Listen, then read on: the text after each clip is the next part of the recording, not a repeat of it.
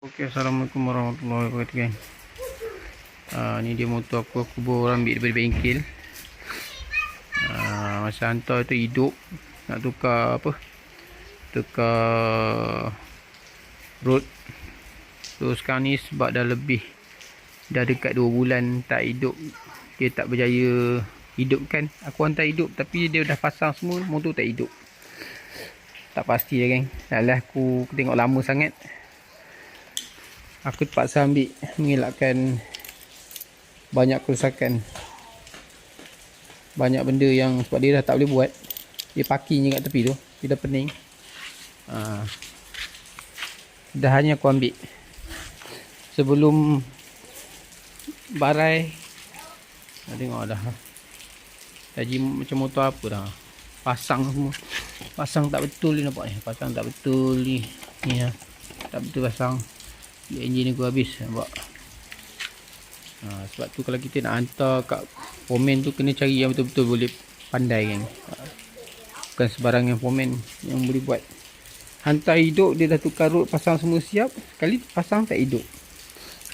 Kat 2 bulan lebih.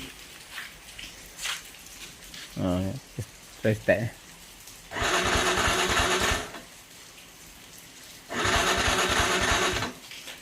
Ada bunyi yang hidup ni. Tengok, geng, dia buka check, dia pasang balik, dia pasang tak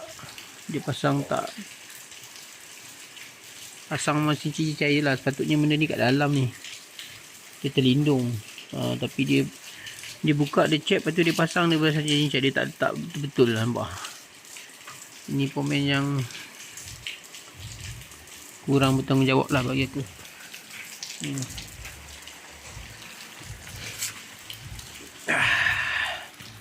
Ni aku buka pelak, aku check api, tengok.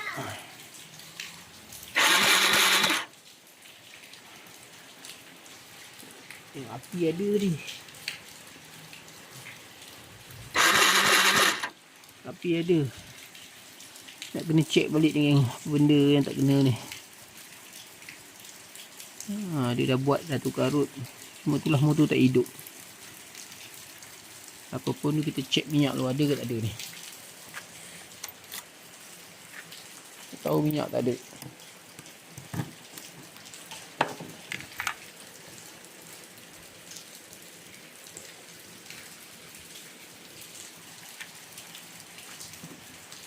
Minyak ada lah.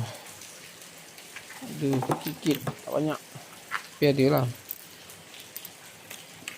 Ni aku ingat aku nak basuh dulu. Memang dah bengkal gila dah. Kita basuh dulu, bersihkan dulu, baru dah check balik. Alright.